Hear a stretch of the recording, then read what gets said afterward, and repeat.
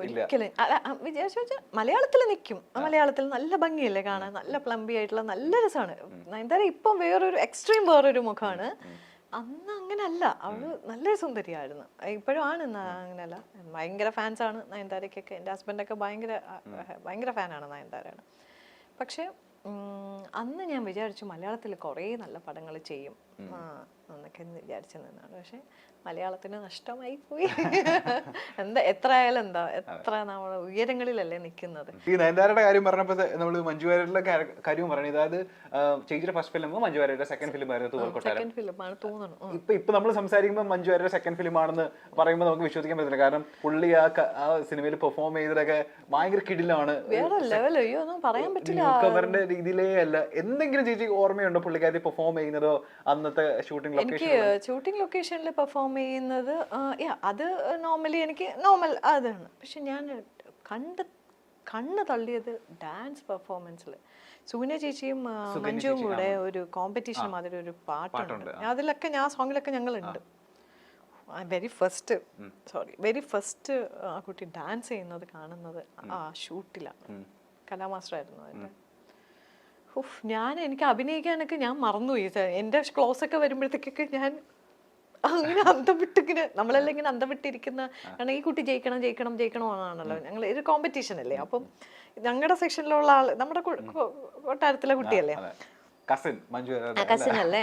അപ്പം പക്ഷെ ഞാനിങ്ങനെ എൻ്റെ ദൈവമേ, അവര് പറയുന്ന കലാമാസ്റ്ററൊക്കെ പറഞ്ഞു കൊടുക്കുന്നതിൻ്റെയൊക്കെ 100 ഇരട്ടിയാണ് കൊടുക്കുന്നത്. അതായത് ഓരോ പോസ്റ്റേഴ്സും നിൽക്കുന്ന സ്റ്റൈലും ക്ലാസിക്കൽ ഡാൻസർ ആണല്ലോ മെയിൻ. അപ്പം അവളുടെ ഒരു സ്റ്റൈലും അന്ന് സൂര്യ ചേച്ചി അതിനോടൊപ്പം എങ്ങനെയൊക്കെ എത്തിയല്ലോ എന്നാണ് ഞാൻ ഇങ്ങനെ ചിന്തിച്ചത്.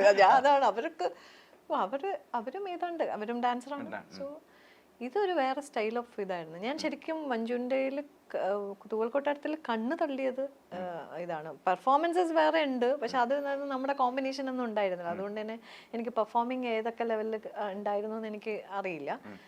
ഔട്ട് മീൻസ് ലൈക്ക് പടം കണ്ടപ്പോഴാണ് ഇത്രയൊക്കെ ഉണ്ടായിരുന്നു, ഇത്രയൊക്കെ ചെയ്തോ. പക്ഷെ എനിക്ക് നേരിട്ട് കണ്ട് ഞാൻ അന്തം വിട്ടത് ഈ ഒരു ഡാൻസ് സീക്വൻസ് സോങ്സ് ഷൂട്ടിനായിരുന്നു. അന്ന് ക്രൂ ഒക്കെ പറയുമായിരുന്നു, അതായത് പുതുമുഖത്തിനെ പോലെ അല്ല പുള്ളിക്കാരി പെർഫോം ചെയ്യുന്നത്, അതായത് ഭയങ്കര ടാലന്റഡ് ആണെന്നൊക്കെയുള്ള സംസാരം അന്ന് ഉണ്ടായിരുന്നു. പിന്നെ എല്ലാവർക്കും ഓരോ സീൻ കഴിയുമ്പോഴത്തേക്കും കയ്യടിയും കാര്യങ്ങളും ഒക്കെ ആണല്ലോ. പിന്നെ ഈ പറഞ്ഞ മാതിരി സത്യേട്ടന്റെ ഒക്കെ ഒരു ഭയങ്കര ഒരു അപ്രിസിയേഷൻ ആണ്. ആ ഒരു മൊമെന്റിൽ നമുക്ക് സാധനം കിട്ടും. ഇങ്ങനെ ബലം പിടിച്ചൊന്നും ഇരിക്കില്ല ചില ഡയറക്ടേഴ്സ് ഇരിക്കുന്ന പോലെ. നമുക്ക് സൂപ്പർ അങ്ങനെയൊക്കെ പറയില്ലേ, അത് നമുക്ക് അവാർഡ് കിട്ടിയ പോലെയാണ്. കാരണം ഇവരൊക്കെ മോട്ടിവേഷൻ തന്നെയാണ്. കാരണം ഇവരൊക്കെ എത്ര പടങ്ങൾ ചെയ്തിട്ടുള്ള ലെജൻസ് ആണ്. അപ്പം ഇവരുടെയൊക്കെ ഒരു പടങ്ങളിൽ ഒരു നല്ല ക്യാരക്ടർ ചെയ്ത് അതിനകത്ത് ഇവരെ നമ്മളിങ്ങനെ ഷോട്ട് കഴിഞ്ഞിട്ട് ഇവരെ നോക്കുമ്പോഴത്തേക്ക് ഒരു ഇങ്ങനെയൊക്കെ കാണിക്കുമ്പോഴേ അത് മതി. അങ്ങനെ കാണിക്കുന്നത് വരെ അവര് ചെയ്യിപ്പിക്കും നമ്മളെ, അത് വേറെ കാര്യം. 2, 3, 4, 5 ടേക്കൊക്കെ എടുത്ത് നമ്മൾ ചെയ്യിപ്പിക്കും. കാരണം അതാണ് ഞാൻ പറഞ്ഞ ഒരു ക്യാപ്റ്റൻ അദ്ദേഹം തന്നെയാണല്ലോ. അപ്പൊ അദ്ദേഹം എന്നല്ല, ഏത് ഡയറക്ടർ ആണെങ്കിലും ആ ഒരു ഷിപ്പിന്റെ ക്യാപ്റ്റൻ അതാണ്. അപ്പൊ അവർക്ക് എന്താണ് അവരുടെ മനസ്സിൽ കൺവിൻസ് ചെയ്യാനായിട്ട് അവർ ഉദ്ദേശിക്കുന്നത് പ്രേക്ഷകരെ, അതിലേക്ക് വരെ അവർ കൊണ്ടുവരും ആർട്ടിസ്റ്റുകളെ. ചേച്ചി അടുത്ത റൗണ്ടിലേക്ക് പോവാം. Last and final round. നമ്മൾ ചെറിയൊരു റാപ്പിഡ് ഫയർ റൗണ്ടിലേക്കാണ് പോകുന്നത്. പേടിക്കേണ്ട, ഓപ്ഷൻസ് ഉണ്ടായിരിക്കും. സൂപ്പർ. നേരത്തെ പറഞ്ഞില്ല 34 വർഷത്തെ 91 ടിൽ ദിസ് ഇത് എത്രയാണ്? അത്രയാണ്. 91 ഏത് സിനിമയായിരുന്നു ആദ്യത്തെ? 91 സിനിമയല്ല, 91 ഒരു കൂടെയും കുഞ്ഞുപെങ്ങളും ഫസ്റ്റ് സീരിയൽ. അത് കഴിഞ്ഞിട്ട് ദൂരദർശനിൽ. ഓക്കെ, അപ്പോൾ 35 റൗണ്ട് ചെയ്യട്ടെ. ഈ 35 ഇയേഴ്സ് ഓഫ് ഫിലിം കരിയറിൽ മറക്കാൻ പറ്റാത്ത ഒരു കോംപ്ലിമെന്റ് അല്ലെങ്കിൽ ഒരു കമന്റ് എൻ്റെ ലൈഫിൽ ഇതാണ്. ഓപ്ഷൻ ഇല്ല, അതെനിക്കറിയില്ല. ചേച്ചി കിട്ടിയ കമന്റ്സ് എന്തൊക്കെയാണെന്ന്. മറക്കാൻ പറ്റാത്ത ഒരാളുടെ കയ്യിൽ നിന്ന് കിട്ടിയ കോമന്റ് അല്ലെങ്കിൽ കോംപ്ലിമെന്റ്. മറക്കാൻ പറ്റാത്തത് പ്രിയചേട്ടനിൽ നിന്ന് കിട്ടിയത് കോംപ്ലിമെന്റ്. അത് വെരി ഫസ്റ്റ് എനിക്ക് അവാർഡ് കിട്ടിയ സമയത്ത്, നെയ്ത്തുകാരൻ്റെ 2001 സ്റ്റേറ്റ് അവാർഡ് കിട്ടിയ സമയത്ത് പ്രിയചേട്ടനായിരുന്നു അതിൻ്റെ ജൂറിയിൽ, വൺ ഓഫ് ദ ജൂറീസ് പുള്ളിയായിരുന്നു.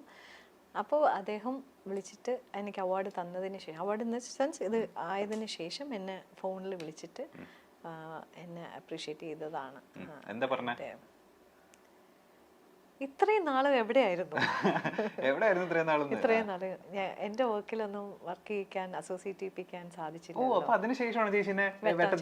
വെട്ടാൻ ചെയ്യുന്നു. ഓക്കെ, ഇത് കണ്ടിട്ടാണ് എന്നെ വെട്ടത്തിൽ ചെയ്യുന്നത്. അടിപൊളി. അപ്പൊ ഇതാണ് എൻ്റെ ഏറ്റവും മറക്കാനാവാത്ത കോംപ്ലിമെന്റ് ഫ്രം ഒരു ഫീൽഡിൽ നിന്ന് ഒരു ലെജൻഡ് തന്നത്.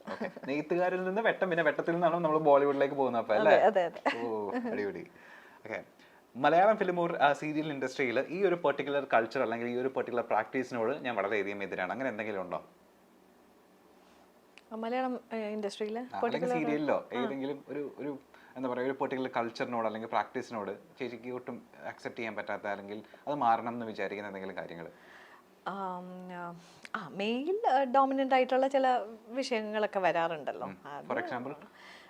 അല്ല, മീൻസ് ഈവൻ ക്യാരക്ടേഴ്സിൽ തന്നെയാണ് ഫീമെയിൽ ഓറിയൻറ്റഡ് ആയിട്ടുള്ള ഒരുപാട് ക്യാരക്ടേഴ്സും ഒക്കെയാണ് നമ്മുടെ സൊസൈറ്റിയിൽ ഉള്ളത്.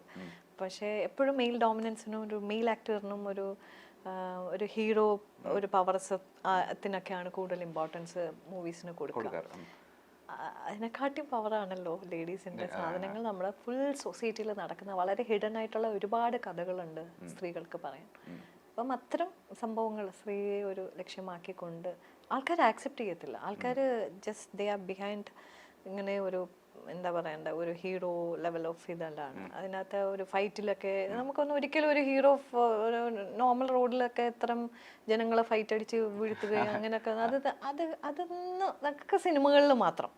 പക്ഷെ അതിൽ നിന്നൊക്കെ ഫൈറ്റ് അടിച്ച് ജീവിക്കുന്ന ഒരുപാട് സ്ത്രീകൾ നമ്മുടെ ചുറ്റിലുണ്ട്.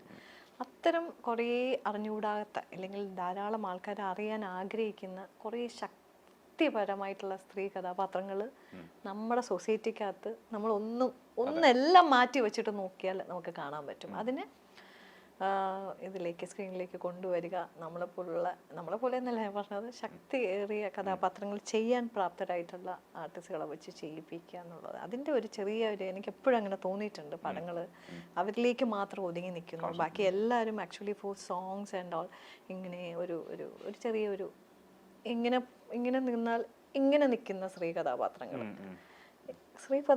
ഇങ്ങനെ നിൽക്കുക, അതിലേക്ക് വരിക എന്ന് വെച്ചാൽ എൻ്റെയൊക്കെ ആഗ്രഹം ആണ്. അപ്പൊ ആ ആഗ്രഹത്തിൽ മേലിപ്പം നമ്മളെ പോലുള്ള വ്യക്തികൾക്കൊന്നും അത്തരം കഥാപാത്രങ്ങൾ തരണമെന്നില്ല. ആൾക്കാർക്ക് ഇപ്പോഴും ഈ പറച്ചിലുകളും കാര്യങ്ങളൊക്കെ ഭയങ്കരമാണ്. ഓഡിയൻസ് ഭയങ്കര സംഭവമാണ്, സ്ത്രീകളൊക്കെ വന്നു കഴിഞ്ഞാൽ അതാണ് ഇതാണെന്ന്. പക്ഷെ ഈ സിനിമയിലായിട്ട് ബന്ധപ്പെട്ട് വരുമ്പോൾ എപ്പോഴും ആ മെയിൽ പ്രോമിനൻസും മെയിൽ ആർട്ടിസ്റ്റുകൾക്കുള്ള പടങ്ങളും അത്തരം സിനിമകൾക്കാണ് ഇപ്പോഴും ഓഡിയൻസ് പോകുന്നത്. തട്ടുപൊളിപ്പൻ സിനിമകൾ എപ്പോഴും ഒരു എന്റർടൈൻമെന്റ് ആകണം, കുറച്ച് ഇൻഫോർമേറ്റീവ് മീൻസ് കുറച്ചുകൂടെ നമുക്ക് ജീവിതത്തിനോട് അടുത്ത് നിൽക്കുന്നതായിരിക്കണം. നമ്മുടെ കഥയുമായിട്ടോ അല്ലെങ്കിൽ മറ്റുള്ള നെയ്ബേഴ്സിന്റെ കഥകളുമായിട്ട് റിലേറ്റ് ചെയ്യുന്ന രീതികളിലായിരിക്കണം. നമുക്ക് കുറച്ച് എന്റർടൈനിങ് ആയിരിക്കണം.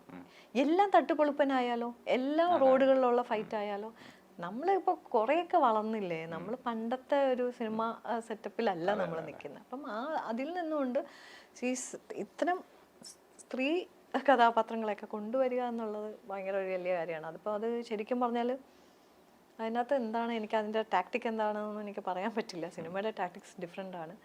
സീരിയലിലൂടെ അഭിനയത്തിലേക്ക് എത്തിയ നിരവധി താരങ്ങളുണ്ട്. അങ്ങനെ ഒരാളാണ് സോന നായർ. സോനയെ പറ്റി പറയുകയാണെങ്കിൽ മലയാളത്തിൽ അഭിനയിക്കാത്ത വേഷങ്ങളില്ല എന്ന് വേണമെങ്കിൽ പറയാം. അമ്മ റോളുകളാണെങ്കിലും സഹോദരി റോളുകളാണെങ്കിലും വില്ലത്തി റോളുകളാണെങ്കിലും നായിക റോളുകളാണെങ്കിലും അങ്ങനെ എല്ലാ റോളുകളിലും നിറഞ്ഞു നിന്നിട്ടുള്ള ഒരു നടിയാണ് സോന നായർ. എല്ലാ റോളുകളും തന്റെ കൈപ്പിടിയിൽ ഒതുങ്ങും എന്ന് തെളിയിച്ചൊരു നായിക തന്നെയാണ്. സോന ഇപ്പോൾ തന്റെ സിനിമയിലെ വിശേഷങ്ങളൊക്കെ പറയുകയാണ്, തന്റെ അനുഭവങ്ങളും കാര്യങ്ങളും ഒക്കെ. പല സിനിമകളിലും കൂടെ അഭിനയിച്ചവരെ കുറിച്ചും മറ്റും പറയുകയാണ് സോന.